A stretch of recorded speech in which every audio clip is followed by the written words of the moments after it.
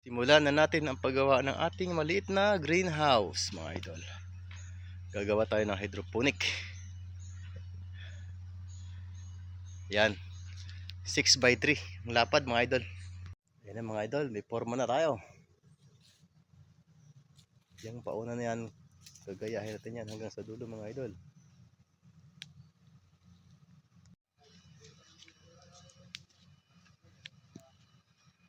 Nakatatlong na tayo, mga idol.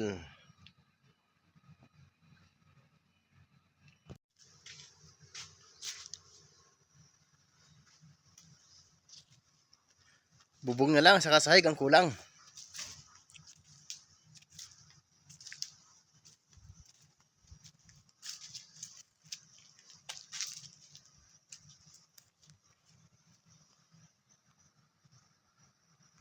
Update sa ating greenhouse, mga idol. Ito na siya. Nilagyan natin ng kawayan sa pahalang para maganda yung lapat ng ating UV plastic pag dumating na, mga idol. UV plastic ang ating ibubumpong dyan,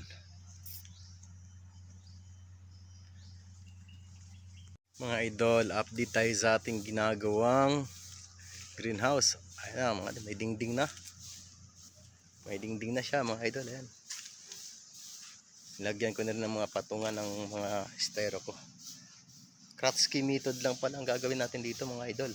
Kratsky method, mga styrofoam lang na ino-order ko pa.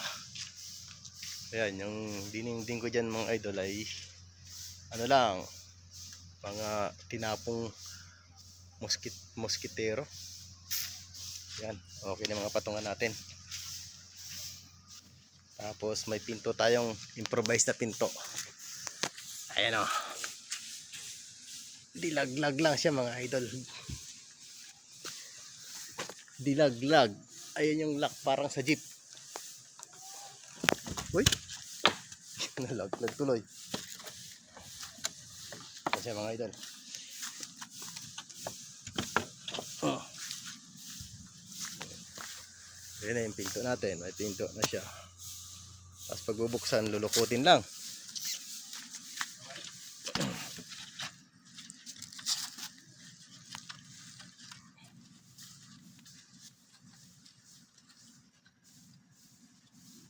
Ayan.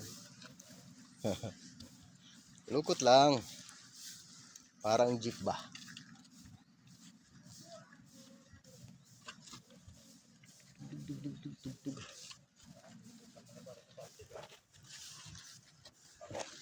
Public viewing na to. Oops.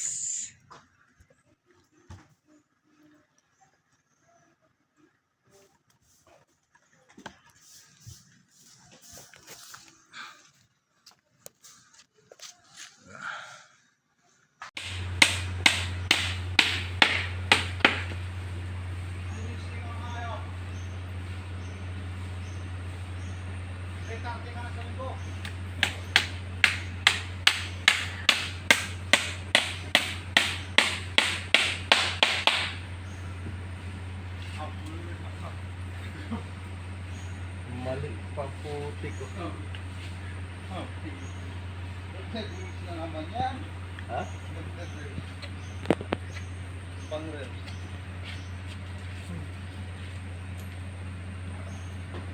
Bah, hindi ka sa. Meron palang vlogger na kumukuha ng video dito ah.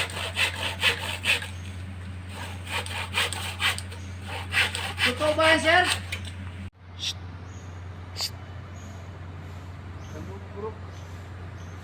Kamay. Ganti ka sa. Ayos siya.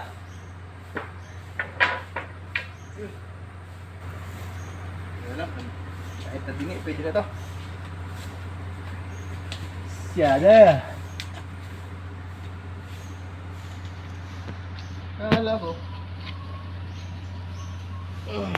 Nato naman ang kahoy na to. Walang mapaglagyan yung tabi niya.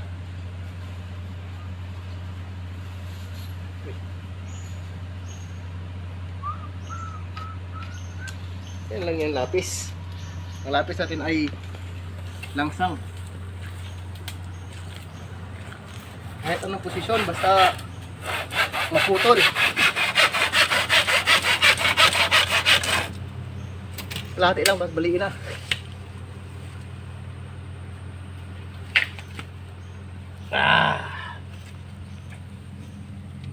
Mhm. Ang tikas na. Gumagapang yung cameraman ah.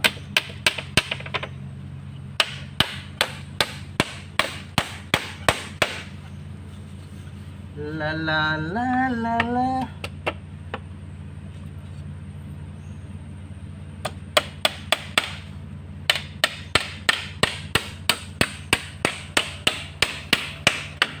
Sa clip pa lang, tibay na yung ano. Yung mga paggawa ng greenhouse. Dapat nasa puso.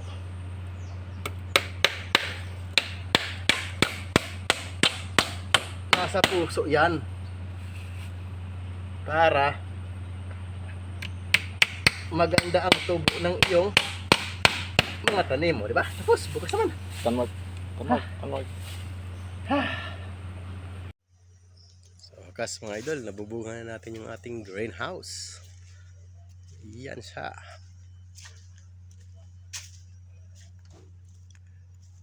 Pwede nang mag-umpisa.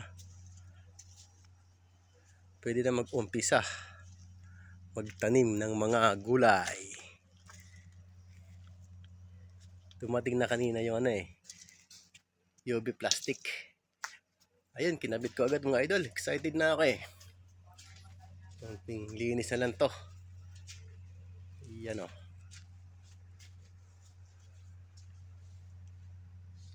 Ayos.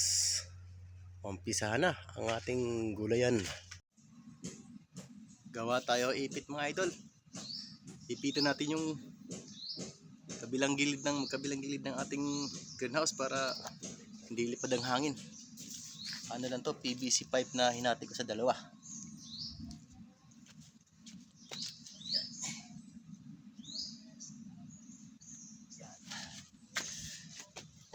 Ipit-ipit lang tayo.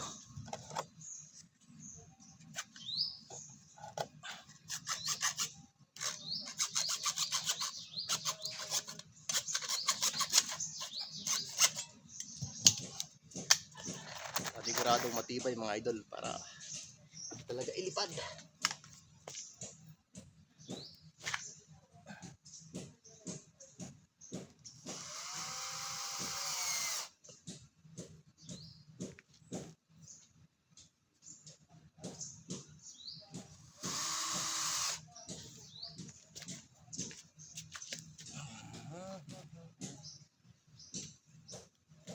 Ipita ng malaki. I-screw.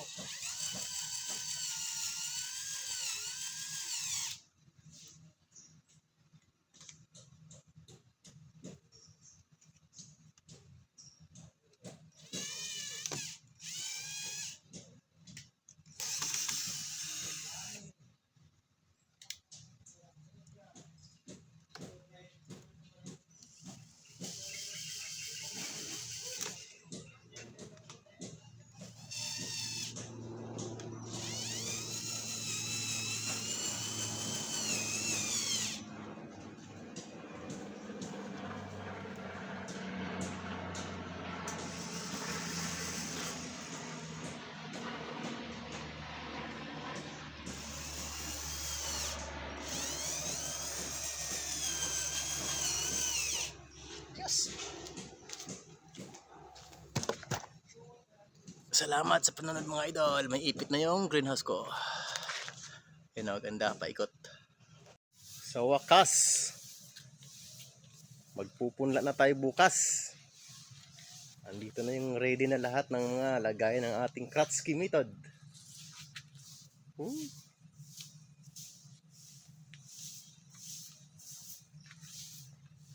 Ang ating panlaan ay ready na rin.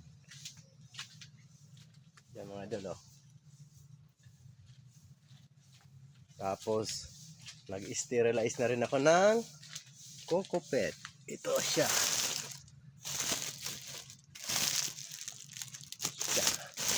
Iyan. Mainit-init pa. Bukas yan, malamig na yan. Salamat.